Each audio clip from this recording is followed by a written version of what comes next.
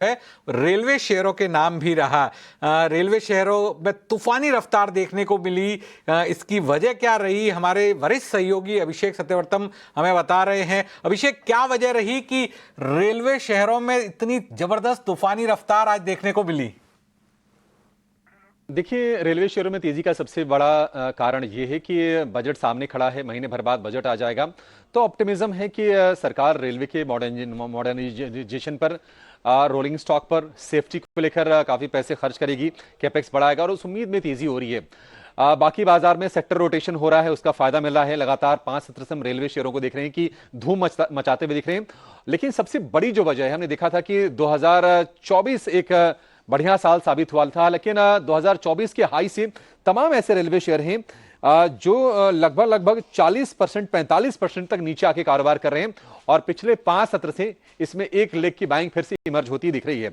अब ये टिकट का किराया जो बढ़ा है साल में, हालांकि दूसरी बार है, ये ट्रिगर तो है, लेकिन उससे हम देखेंगे कि रेलवे को लगभग 600 करोड़ रुपए का अतिरिक्त फायदा होगा। तो ये सेंटिमेंटल ट्रिगर है, लेकिन बाकी ट्रिगर ये है कि बजट से पहले जो एक स्ट्रीम लौटती है, इस साल भी हमें लौटती हुई दिखाई दे रही है रेलवे स्टॉक्स में। और जो किराया बढ़ेगा, 1 से लेकर 2 पैसे बढ़ रहे हैं नॉन एसी में, जिसमें कि जनरल कैटेगरी में हम देखेंगे कि 1 पैसे तक किराए बढ़ेंगे, एसी क्लास में 2 पैसे तक किराए बढ़ेंगे। 215 किलोमीटर से ज्यादा के डिस्टेंस पर ये सारी की सारी चीजें एप्लीकेबल हो रही हैं, यानी कि जो सीजन टिकट होगा या फिर छोटी दूरी में अगर आपको ट्रेवल करना है तो उस पर असर नहीं आएगा। लेकिन कुछ और ट्रिगर्स हैं रेलवे स्टॉक्स के लिए। जुपिटर वैगन जो कि बहुत चला है, अभी पिछले 4-5 सत्र में सबसे ज्यादा इनफैक्ट दौड़ा है शेयर, ये उसकी वजह ये रही कि इसमें प्रोमोटर होल्डिंग बढ़ने जा रही है, तो उसके लिए ट्रिगर ये है। और अगर आप 2024 की ऊंचाई से जो शेयर तेजी से गिरे हैं, आप देखिए आरवीएनएल करीब 39% टूटा, लेकिन 5 सत्र में 24% चढ़ गया है।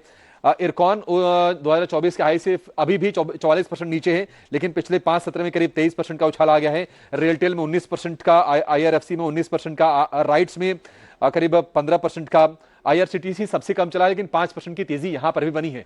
और कुछ स्टॉक स्पेसिफिक एक्शन भी है जो शेयरों को ड्राइव करने का काम कर रहे हैं, जैसे कि आईआरएफसी ने dedicated freight corridor corporation India limited के साथ एक लोन एग्रीमेंट किया है।